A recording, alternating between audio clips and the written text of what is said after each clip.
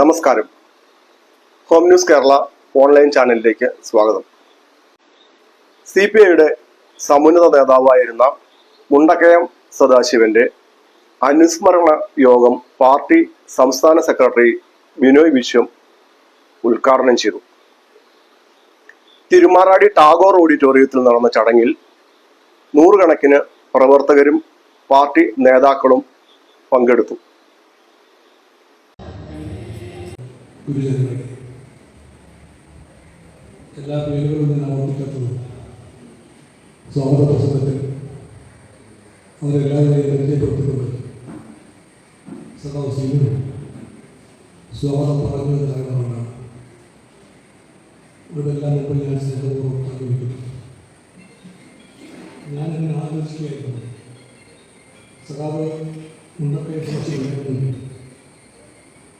മിക്കവാറും ചോദിക്കണം, സംഘടന ചോദിക്കണം, ഇത്രയും പേര് വെക്കുമ്പോൾ നിങ്ങൾക്കൊരു ശ്രീസാദിൻ്റെ പേരുടെ വെച്ചാൽ എന്തായിരുന്നു ചോദിച്ചാൽ മുണ്ടക്കയെ ചോദിക്കാൻ നിശ്ചയിക്കാൻ കൊണ്ടാക്കാത്ത, അല്ലെങ്കിൽ തൻ്റെ വഴി അതല്ല എന്ന് ബോധ്യമുള്ള, സജീവമായി ജനങ്ങളെയും നാടിനെയും സേവിക്കാൻ വേണ്ടി ആവർത്തിക്കുമ്പോൾ നേതാവാണ് സഖാവ് മുണ്ടക്കയെന്ന് ഞാൻ നിങ്ങളുടെ എല്ലാം കൂടെ ചേർത്തുകൊണ്ട് ഓർക്കുന്നു. അതെല്ലാ സ്നേഹത്തോടും കൂടി ആദരവോടും കൂടി ഇവിടെ രേഖപ്പെടുത്തുന്നു.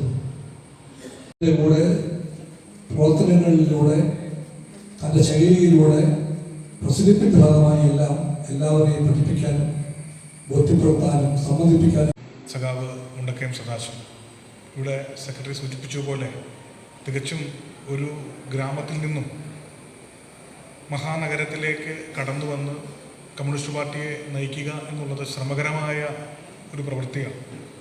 ആ ശ്രമകരമായ പ്രവൃത്തിയെ വളരെ ലാഘവത്തോടെ നേതൃപാടവത്തോടെ നടത്തുവാൻ സാധിച്ചു എന്നുള്ളതാണ് സഖാവ് മുണ്ടക്കയത്തിൻ്റെ പ്രസക്തി.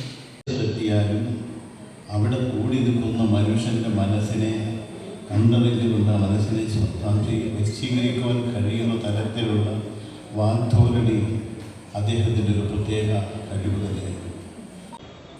ഓർമ്മ വെച്ച കാലം മുതൽ കമ്മ്യൂണിസ്റ്റ് പാർട്ടിയുടെ നേതാവ് എന്ന നിലയിൽ, പിന്നീട് അദ്ദേഹത്തോടൊപ്പം പിറവം മണ്ഡലം കമ്മിറ്റിയിലും പാർട്ടി ജില്ലാ കൗൺസിലിലും പ്രവർത്തിക്കാൻ കഴിഞ്ഞതുമെല്ലാം ഒരുപാട് അനുഭവങ്ങൾ വിവരിക്കാനുണ്ട്. അദ്ദേഹത്തിൻ്റെ ആകസ്മികമായ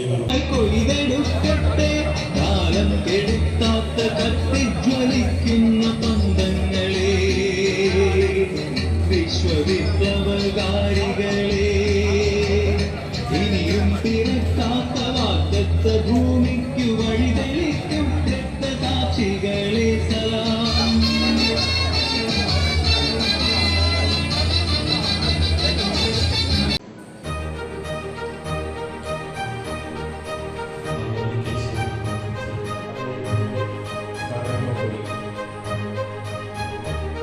സമയത്ത് തന്നെ വന്ന് ഉദ്ഘാടനം ചെയ്യുന്ന നമ്മുടെ സംസ്ഥാന സെക്രട്ടറി